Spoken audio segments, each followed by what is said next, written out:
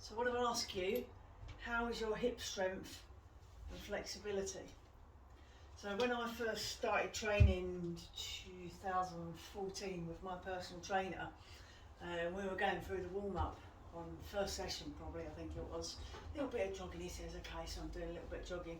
He says, okay, take your knees up towards your chest. Like, I kid you not, they were like that. He said, no, take your knees up towards your chest. So a little bit more effort. Seriously?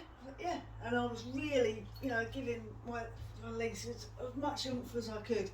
And knees weren't even hitting hip height, not even close to it. And you think, blimey. It's one of those things you don't realise how bad it is until you do it. So what happens if your leg isn't coming up the way that it should do, and although you may not want to get your knee to hip height very often, even on smaller movements, if it's not doing the job that it's supposed to be doing, what's doing the job instead? Quite possibly the lower back. So you might find that if the hip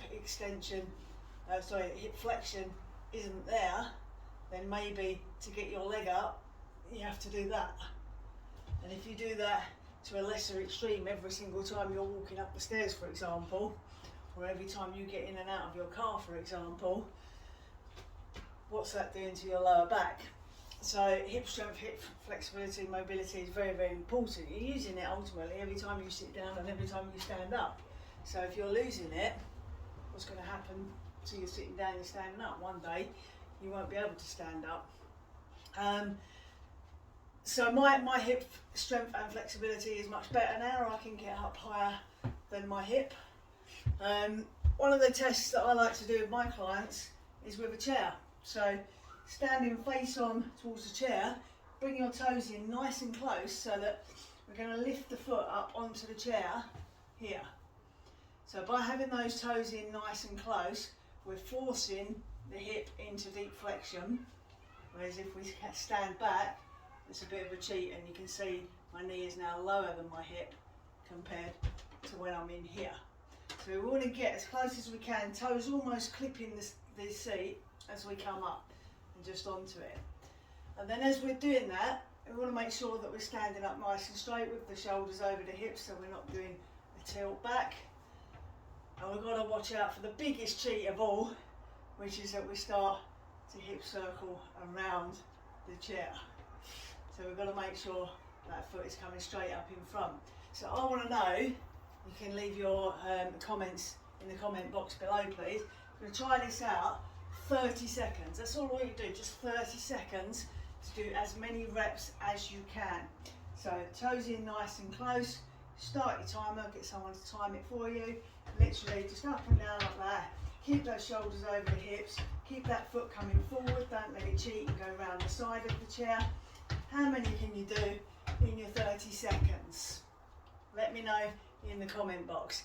If you discover that you can't even get your foot up onto the chair, then you can try this test with a lower kind of point that you're getting your foot onto. So anything really. So there we go, that's a little bit lower. So I could do it onto that and I come up onto there. So you might want something a little bit more stable than this if you've got a smaller bench. I've even done it with quite a few of my clients, just to get a feel for where they're at and a sense of kind of improvement as they progress. We can go to a real low step and just literal toe taps onto a low step. So there we can see the hip flexibility is not there, but we can start to work that muscle, and then I'll get them from this step onto something probably about this high. And we'll do that, and then we'll gradually work up onto that chair. So this is the ultimate, the dining room chair, sort of a nice 90-degree chair, and getting that knee so that when the foot comes up, the knee is at hip height, no tilt back. 30 seconds, how many can you do? 20 is a good number to aim for. Anything upwards of 20, I would be reasonably impressed. Can you impress me?